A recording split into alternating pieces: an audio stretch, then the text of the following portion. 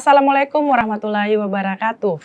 Halo sahabat Jejak Fakta, jumpa lagi dengan saya Wina dalam program acara Sepak Bola Dunia. Nah, kali ini saya tidak sendiri tetapi ditemani oleh dua orang narasumber.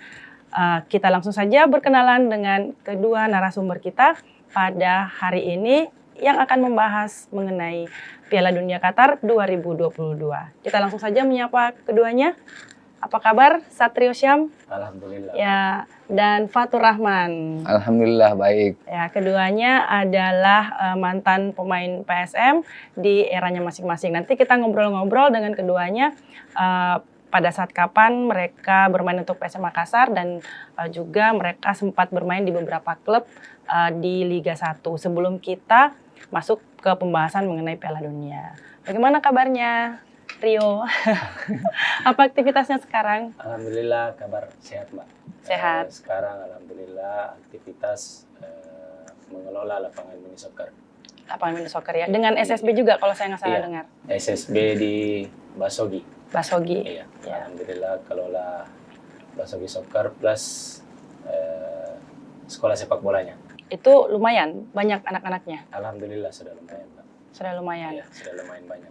Dulu Rio ini kan hasil dari Praligina ya. Betul. Di PSM Makassar. Praligina 2. Praligina 2. Iya. Dan itu emang sama Fatur. sama Fatur. Oh, Fatur juga dari Praligina juga. Sama Mbak Ben. Sama. Praligina 2 juga. Praligina 2 juga. Tahun berapa sih itu? 2005. Iya. 2005. Sekitar 2005, Iya. 2006 ya. 2005, 2006. Ya. Seangkatan sama di Fatarkas, Fatur. Kita yang angkatan kedua. Iya, Angkatan kedua. Ya. Kalau Lupa. Fatur aktivitasnya? Saya paling ini Mbak, kalau ada panggil main di daerah tarkam main, panggil melatih. Karena di daerah juga banyak ini ya, Iya. kompetisi. Paling kemarin selama sudah COVID, ini mungkin ini tahun paling terbanyak Paling terbanyak tarkam main ya. sepanjang sejarah yang saya tahu. Betul. Ya. Betul. Ini nih tahun. Karena paling di banyak. daerah butuh hiburan. Iya di daerah, sama di kota juga. Nggak mungkin ini pasca selesai COVID tuh, jadi mungkin orang kayak haus akan turnamen kegiatan. Tapi memang rame ya pada saat main di sana. Rame kalau di daerah malah rame, karena orang kan di sana hiburannya paling gitu sepak bola. Iya sih. Nah, kita langsung ya bahas mengenai Piala Dunia. Nah, sebelum bahas 8 negara yang lolos ke 8 besar, saya yakin sebagai pemain sepak bola tidak mungkinlah tidak menonton pertandingan Piala Dunia. Itu sudah pasti, apalagi pasti ada rasa rindu gitu ya. Masa-masa dulu waktu masih aktif, kadang-kadang pasti pas bersamaan dengan Piala Dunia lagi mau siap-siap bertanding, banyak pasti yang begadang ini. Menyalahi aturan pelatih. Iya. Pasti seperti itu. Nah, melihat Piala Dunia Qatar ini dari Rio dulu seperti apa? Piala Dunia ini kalau yang saya lihat Mbak, banyak kejutan Ya. di Piala Dunia Qatar ini. Termasuk juga pada saat pembukaan dibacakan ayat Al-Quran. Ya. Itu kan termasuk baru juga selama digulirnya Piala Dunia. Plus hasil-hasil pertandingan. Banyak yang mengejutkan ya, banyak shocking. Betul, termasuk andalan saya juga yang kalah Apa itu? lawan Arab Saudi, Argentina. Oh, Argentina. Di Kalah awal di ya, Arab tapi Saudi, kan di sekarang awal. kan Argentina Iya, betul. lolos ya. Intinya Piala Dunia di tahun 2022 banyak kejutan. Banyak tim-tim Asia yang bisa lolos sampai 16 besar. Ya, betul. Dan kita sebagai orang Asia cukup bangga juga ya, Betul, betul. bisa mengalahkan beberapa tim-tim besar. Ya, ada juga keinginan negara kita sendiri bisa ikut Piala Dunia. Ya, amin, amin. Ya, istilahnya kita agak sedikit cemburu dalam tanda kutip melihat tim-tim Asia seperti Jepang, Korea sekarang kan sudah lebih maju. Ya. Tentunya kita juga sebagai mantan pemain ingin timnas kita juga bisa seperti itu. Ya, kalau Fatur sendiri? Ya itu sih sama untuk Piala Dunia kali ini banyak yang menarik juga, mulai dari itu pembukaannya, terus juga situasi kota itu sendiri, Ya. ke Qatar, apalagi banyak aturan-aturan dari negara itu yang artinya tidak sembarang boleh Dilakukan, ya, ya, dilakukan tidak sembarang boleh di dilakukan negara di sana. itu. Ya. Sama seperti itu tadi, banyak juga tim-tim kejutan yang tidak disangka bisa kalahkan tim-tim raksasa istilahnya. Jadi, kayak begitu. Jadi ini tahun kita tidak bisa tebak lah Ya, yang mana prediksi, ya. prediksi yang mana. Jadi nanti di lapangan baru ketahuan siapa yang lebih siap, itu yang bisa ini. Tapi setidaknya dari 8 finalis yang lolos sampai babak 8 besar ini memang pantas ya mereka berada di 8 besar ini. Kalau dibilang pantas sih, iya pantas karena kan negara-negara yang masuk di 8 besar ini rata-rata negara besar. Ya, melihat perjuangan mereka juga di Betul. babak grup. Langganan Piala Dunia istilahnya, kayak Belanda, Argentina, Brasil itu kan semua langganan Piala Ya. Dunia. Jadi wajar lah menurutku 8 besar ini diisi sama negara-negara yang Ya. negara-negara besar, negara-negara yang langganan Piala Dunia. Dan Maroko ini kita anggap kuda hitam ya. Betul. Salah satu kejutan lagi Mbak di 8 Ya. besar. Ya, tidak ada yang menyangka mereka bisa sejauh itu, bahkan dari awal sudah jadi juara grup. Betul. Salah satu finalis yang punya poin tertinggi Iya. di grupnya sendiri. Bahkan sempat ini juga kalahkan Belgia. Karena itu kan Belgia juga kan tahun ini sebenarnya juga favorit juga sebenarnya. Ya, urutan 2 FIFA. Iya. Makanya bisa dibilang Maroko sekarang tidak bisa dipandang sebelah mata karena pertama dia juara grup di fasenya, terus juga dia kalahkan Belgia. Jadi artinya yang masuk 8 besar ini semua betul-betul pantas lah. Ya, seharusnya memang Spanyol berhati-hati ya sebenarnya dengan apa yang terjadi sebelumnya di babak grup. Dia berhasil kalahkan Belgia seharusnya ya. Ya, tetapi itulah sepak bola. Tidak ada yang bisa ini, coba. Tidak ada yang bisa tahu. Tidak ada yang bisa memprediksi benar-benar gitu. Bukan hitungan matematika, Mbak. Ya. Nah, tadi dari Rio sudah sampaikan tim favoritnya itu Argentina. Betul. Kalau pemain berarti Messi. Pasti. Bagaimana melihat tim Argentina?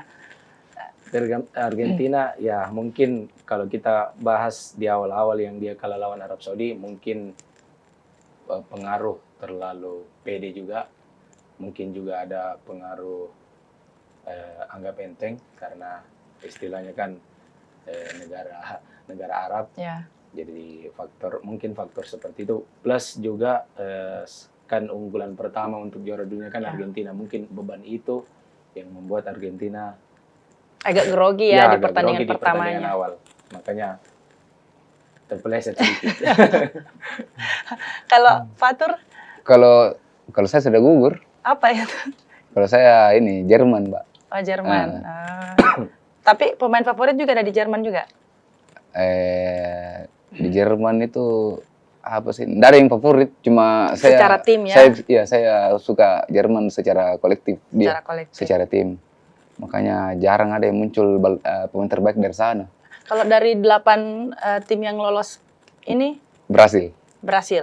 Pemain andalan di situ ada? Ini siapa? Rapinha. Rafinha. Iya. Jadi itu sekarang dari Jerman Ke beralih Brasil. jadi sama-sama Amerika Latin ya, dia duel Argentina ketemu di Brasil, semifinal, tapi Mbak. ketemu Iya, di semifinal. jalurnya. Dia Jalurnya. ini. Padahal dia- orang berharap itu mereka ketemu di Ketemu di final final. Iya. sebenarnya. Kalau Brasil menang lawan Kroasia, terus Argentina menang lawan Belanda, bisa ketemu. semifinal. Ya. Nah, kita tanya-tanya lagi ke dua narasumber kita ini terkait langsung ke perkiraan dari 8 besar ini, kira-kira yang mana yang akan masuk menjadi semifinalis. Nah, dari Rio dulu pandangannya, seperti apa? Kalau Karena kan kayak negara-negara, Argentina ketemu Belanda Iya. ya. Nah, itu sudah pasti saya jagokan. ya kalau yang itu, Ya, oke. Kalau Brasil ketemu Kroasia, ya. Brasil kayaknya.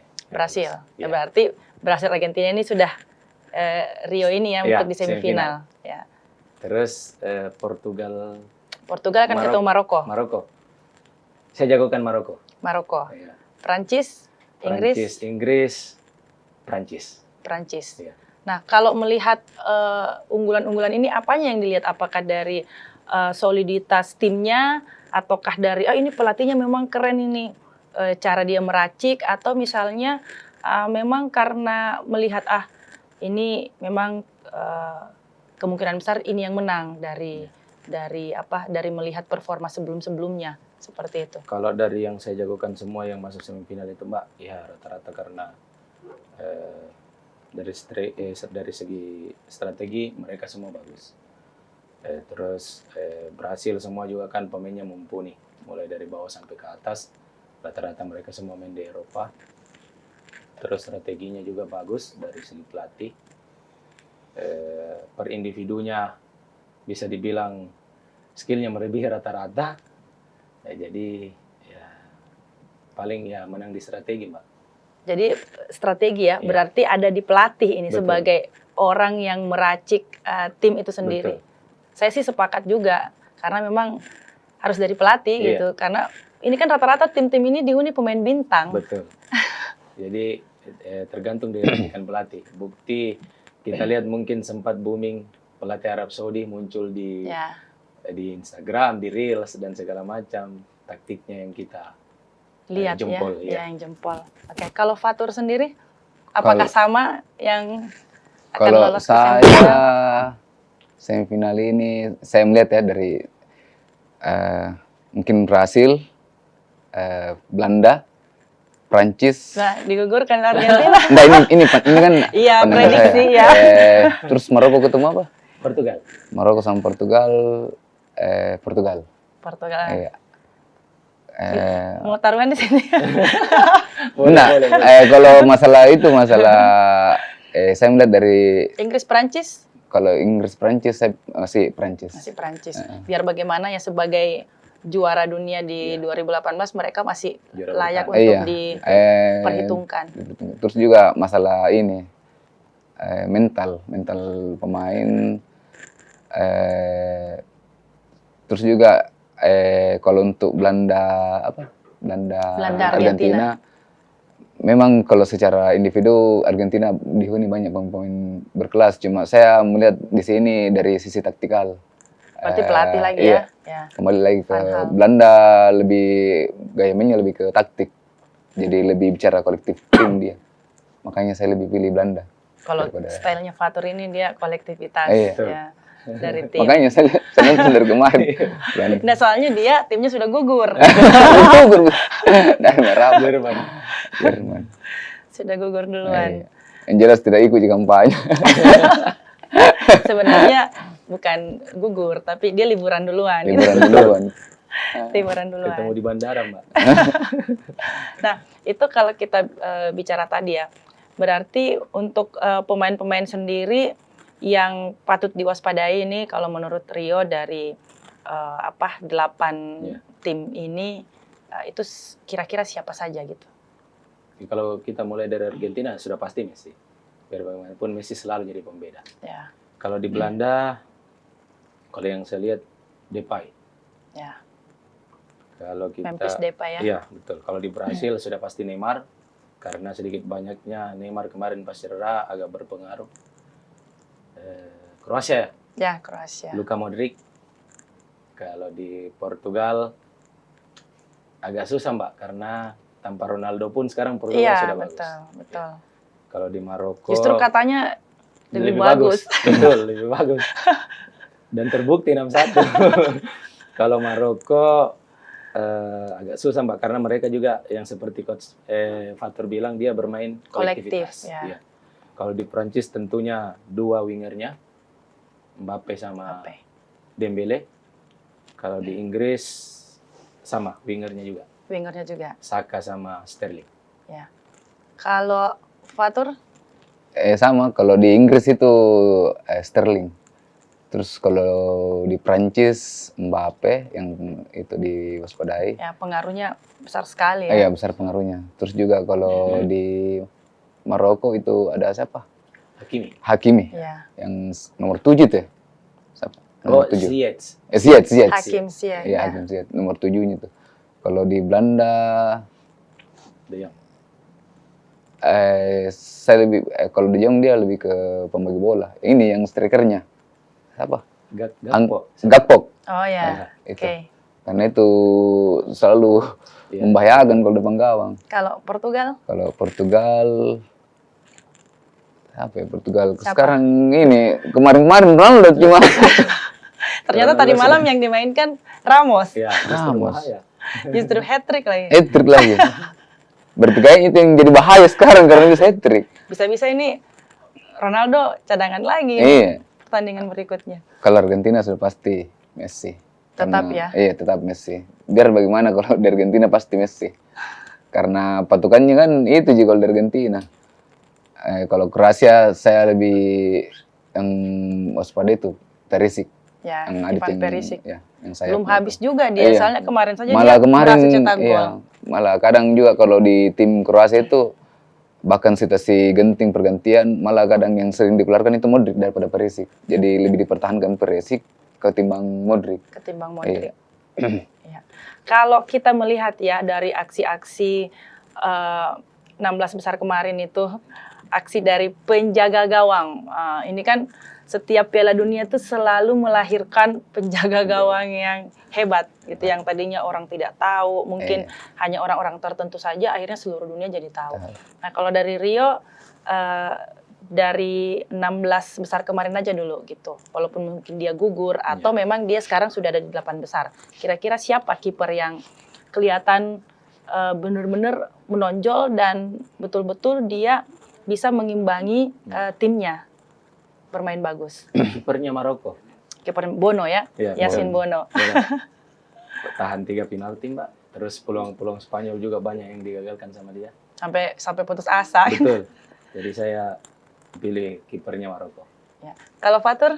Kalau saya kemarin ini kipernya Kroasia, tapi enggak tahu siapa ya namanya. Ya, yang pas penalti juga Iya. ya. Saya lihat saya nonton juga Kroasia main, dia lebih pede kalau ini main dengan si gawang ini karena ini juga kiper pintar main juga dari dia Pemilihan pintar kipernya main. masih muda kalau saya Iya. nggak salah, Iya. kipernya Kroasia. Jadi Kroasia ini memang dia di posisi tertentu, dia menempatkan veteran-veteran yang punya pengalaman, Betul. tetapi masih punya kecepatan. Iya. Itu saja Modric sudah usia ini tapi masih besar juga pengaruhnya Iya. ke tim. Bahkan bisa dibilang kayak motor serangan juga kemarin dari dia banyak. Ya, karena ya kita lihat juga kan Kroasia juga 2018 Iya. runner up, Iya. bukan kaleng-kaleng Iya. gitu loh. Jadi memang ya mereka mungkin tinggal mengganti beberapa pemain betul. saja. Cuma ini juga yang dihadapi ini di 8 besar, bukan kaleng-kaleng juga. Iya, makanya. Berhasil. Langsung berhasil dan apa. Makanya tadi kan kita sudah sepakat ya, Iya. 8 tim ini memang dia layak Iya. gitu-gitu ada di 8 besar. Jadi tidak mengecewakan siapapun sebenarnya. Puas Dari penonton. dari performa mereka di fase grup Iya. berlanjut sampai di 8 besar. Nah, pertanyaan terakhir sebelum kita closing, siapa yang akan jadi juara dunia? Tiada lain, tiada bukan, Mbak. Argentina. Pasti pilihannya Argentina. Kalau Fatur, Juara di juara dunia. Wah, lama deh. Kayaknya dia butuh aneh. Lihat yang kolektivitas. Bagus. saya ini pilih Belanda. Pilih Belanda. Oh, berarti nanti gampang ketahuan ini. Iya. Jangan sampai nanti salah satu satunya yang gugur pulang. berarti sudah tidak bisa juara, Mbak. Iya. Salah satunya pulang. Kalau gugur saya nggak bisa juara. Oke, terima kasih kehadirannya Satrio Syam, atau kita kenal dengan Rio, dan juga Fatur Rahman yang kita kenal dengan Kakak Fatur yang sekarang juga sudah menjadi pelatih. Kak Rio juga sebenarnya sudah jadi pelatih ya di Akademi Sepak Bola. Dan satu lagi saya ingin minta tolong nih kepada keduanya, mungkin bisa disampaikan kepada sahabat Jejak Fakta untuk bisa terus menyaksikan tayangan-tayangan Jejak Fakta yang ada di YouTube, media sosial kita, dan juga portal berita Jejak Fakta. Dari Rio, silakan. Apa? Sahabat Jejak Fakta. Sahabat Jejak Fakta, saksikan terus channel YouTube Jejak Fakta. Ewako. Kakak Fatur. sahabat Jejak Fakta, saksikan terus untuk dapatkan informasi-informasi dari Jejak Fakta Jejak ini. Fakta. Oke, Ewako. Ya, karena kita nanti Jejak Fakta setelah ini kita akan melanjutkan program kita yaitu Jejak PSM. Jadi mudah-mudahan nanti kita bisa ketemu lagi Siap. di talk show yang lainnya atau podcast kita bersama dengan Jejak PSM Makassar. Terima kasih sahabat Jejak Fakta dan jangan lupa untuk terus menyaksikan tayangan dari program Sepak Bola Dunia. Dan kami juga ingin menyampaikan terima kasih kepada AMPSM dan Indosat Urido Hutchison yang telah mendukung program acara kami. Sampai jumpa di tayangan-tayangan selanjutnya. Salam Piala Dunia.